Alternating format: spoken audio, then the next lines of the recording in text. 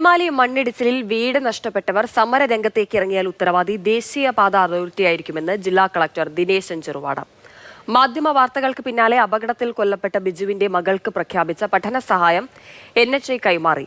വാടക വീടുകളിൽ താമസിക്കുന്നവർക്ക് 2 മാസത്തെ വാടക കുടിശ്ശിക ഇനിയും നൽകിയിട്ടില്ല. അടിമാലി മണ്ണിടിച്ചിലിൽ കൊല്ലപ്പെട്ട ബിജുവിന്റെ മകളുടെ പഠന ചെലവുകൾക്കായി 1 ലക്ഷം രൂപ നൽകുമെന്നായിരുന്നു സർക്കാരിന്റെ ഉറപ്പ്.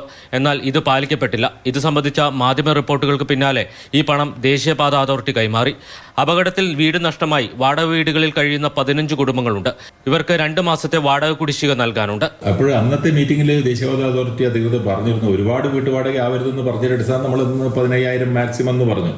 ഈ 15 പേരിൽ 10 പേര് മാത്രമേ 15,000 രൂപയുള്ളൂ. ബാക്കി 5 പേരും 8,000 രൂപയാണ് വീട്ടുവാടകയുള്ളത്. അപ്പോൾ ഇത്രയും തുക കഴിഞ്ഞ 2 മാസമായിട്ട് കൊടുത്തിട്ടില്ല എന്നുള്ളൊരു പരാതി ഇങ്ങനെ വാടക വീട്ടിൽ താമസിക്കുന്നവരുടെ ഭാഗത്തുനിന്നുണ്ട്.